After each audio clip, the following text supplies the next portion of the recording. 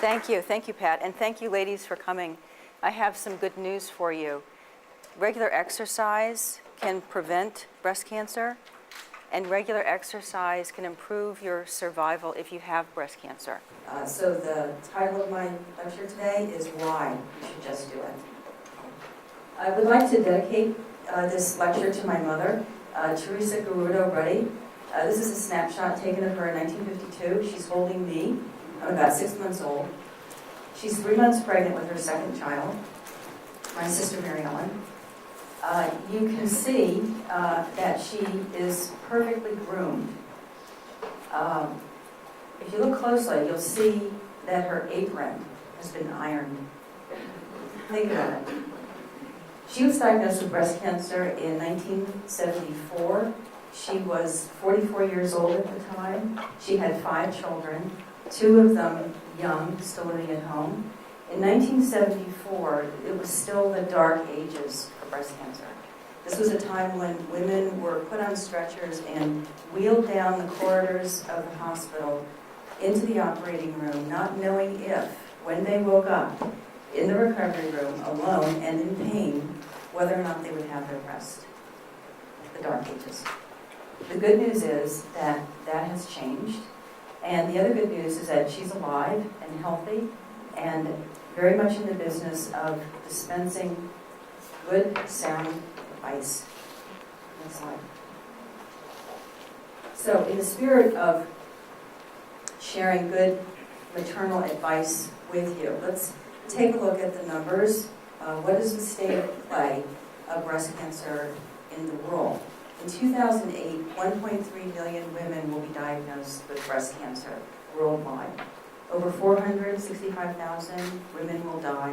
So in the time it takes me to give this lecture to you today, there will be 180 women who will be told they have breast cancer, and another 60 will die by the end of the hour. In the United States, over 300,000 women will be diagnosed with breast cancer, and over 40,000 will die. The risk right now is 1 in 8 lifetime risk of breast cancer. When my mother was diagnosed with breast cancer, it was 1 in 14. Next slide.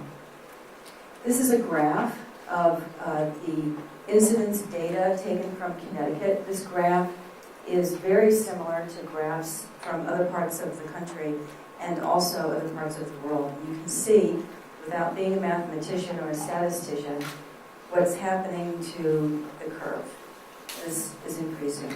In fact, in the past 42 years, the incidence of breast cancer has increased 65%.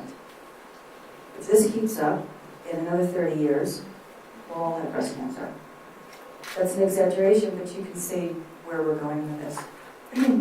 Next slide. So I thought you might be interested to know what breast cancer actually looks like.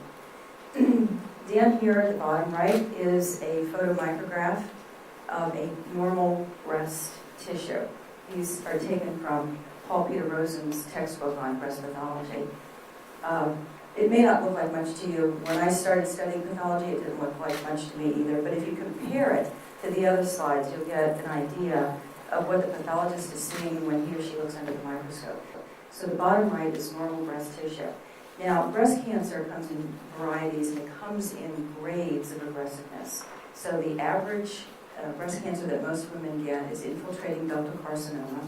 And these other 3 slides are slides of that kind of cancer, but various grades. So there's grade 1, grade 2, and grade 3. And the grade 1, low grade, tends to be better behaved, less aggressive. Intermediate grade in the middle, and then a high grade, or grade 3, is very aggressive. So if you look at the lower right, you see normal breast tissue, and then if you look at the left, the top left, you can see it looks a little different. It's closer, magnified, but you can see it looks a little different. Then if you go to the top right, an intermediate grade, you can see that the architecture has really changed. And then if you go to the bottom left, this is a high-grade tumor. This is total anarchy. There are no rules of law with this breast cancer. Who here knows who actually created the Serenity prayer? Okay, Okay, well, you answered that question correctly because nobody knows. Reinhold Niebuhr, who was a theologian, is the person who first wrote it down. And it's attributed to him, but it probably wasn't his original. This was in 1934. By the end of the 1930s, Alcoholics Anonymous, they adopted it. And so it has really been part of the tradition of Alcoholics Anonymous. And for the past 50-odd years, it's been in something of a state of suspended animation. So I would like to announce today that I'm now adopting it for breast health and healing, because I think besides being a good prayer and besides being wise, it really applies to the message that I'm trying to get out to the world today. So the serenity prayer is, God grant me the serenity to accept the things I cannot change, the courage to change the things I can, and the wisdom to know the difference. So what are the risk factors of breast cancer that we cannot change? Well, we can't change our sex. We can't change our age. We can't change our family history.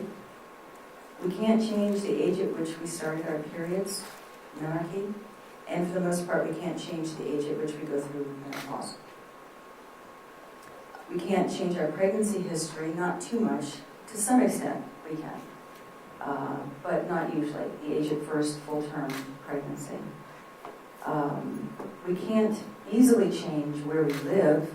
If you live in New Jersey, you have a higher risk for getting breast cancer than if you live in Oman. And you can't change whether or not you've already had breast cancer, because if you've already had breast cancer, you have a higher risk of getting it again. Next slide. So what are the things you can change? You can change whether or not you smoke cigarettes, although that's very difficult because they're addictive, right? If they took the nicotine out of cigarettes, I wonder how many packs they would sell. Cigarette smoking causes breast cancer. You can change whether or not you drink alcohol and how much you drink. That's certainly less addictive. The more alcohol you drink, the more your risk of breast cancer increases. You can change whether or not you use synthetic hormones, birth control pills, hormone replacement therapy. You can change your diet. Postmenopausal obesity is associated with an increased risk for breast cancer and decreased survival if you get breast cancer. And lastly, you can change whether or not you exercise, and that's the point of the discussion today.